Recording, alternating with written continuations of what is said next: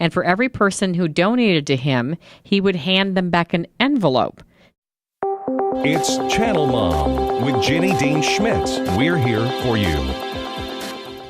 Right. So Angie Austin, the host of The Good News, both on KLVZ and KLTT. Welcome to the Channel Mom Show. You do have some good news stories for moms. Tell me. Yes. Well, I want to talk a little bit about this homeless man. And, we oftentimes see homeless men who are looking for cash for a donation. And he looked just like any other guy, with a hoodie on and in the freezing cold. He stood outside for 4 hours. And for every person who donated to him, he would hand them back an envelope. So you give him some money, and then he hands you an envelope. So 4 hours in the cold, and he had a specific reason for doing this because it was a little bit of a surprise. So let's take a listen to what I'm calling the homeless surprise. Okay. Drive through this intersection onto Merle Hay in Johnston, and you'll likely spot a homeless person collecting donations. On Christmas Eve, it was this man standing there shivering in the cold. It was obvious that he needed help. Rob Taylor was waiting in the left-hand turn lane when he handed the man some cash. He immediately handed me back a blank envelope, or a sealed envelope, and said, "God bless you." It wasn't until later he opened up the envelope and inside found this letter. "Merry Christmas and thank you so much for your very kind and thoughtful donation.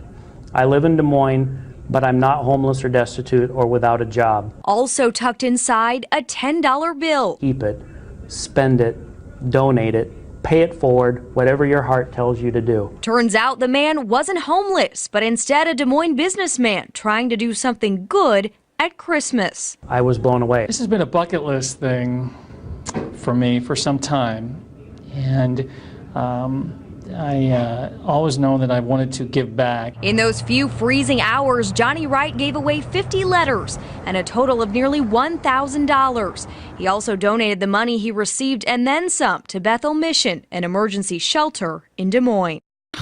God bless him. He's doing so many things with this. He's helping people who give without reward, because you can't write that off on your taxes. Yeah.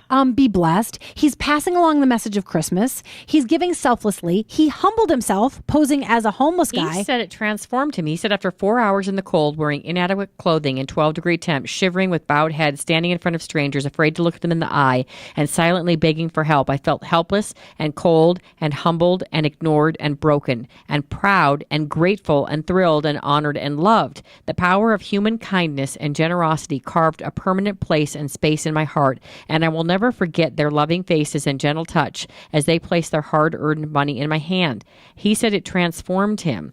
So he did donate the money that he received to the shelter, which was $363. And he was also donated 3 pepperoni sandwiches, 2 donuts, a pack of M&Ms, 1 apple, and a pair of gloves. This was on his bucket list. I mean, what's next? Save the world? I mean, honestly, who puts this on their bucket list? What a generous, kind, God-fearing man. I mean, it's a neat experiment, too, because I've heard from people who have pretended to be homeless that it really is humbling because people don't look at you anymore. Yeah. So I make an effort to look at people now who are asking for money, who are homeless, or even speak with them, because I feel like we ignore them and make them less than a human because we're so put off by how uncomfortable it is because of their situation. Well, here's what I struggle with, because there are warnings out there that some of them are scams when they all have the same signs and things like that, and they pick the same corners and they shift and they rotate. And look at how much money he got in 4 hours. Yeah. And so some people say it's a scam. And then I think to myself, all right, so sometimes that keeps me from doing it. But other times, first of all, God prompts me. He says, I want you to give to that person. What do you think about that? The scam versus the just... I generally think that the scams at the gas stations are people who need drug money. That's how I feel. Oh, yeah. I understand. And it's worrisome. I remember in Washington, D.C. once, I gave to a guy who was sitting next to some kind of air conditioning thing. And he was like, oh, I just need some money. I go, okay. Here's the deal. I'm giving you this money, but you are not allowed to buy any alcohol. Do you understand? And he was this little tiny African-American man, and I'm a very tall, loud blonde woman. And so he said, yeah, man, thanks, man. I promise. But Lord, God bless you. God bless. I come back an hour later. He's sitting in the same place with a brown bag. And so don't you know, I bawled him out. And he said he was really sorry.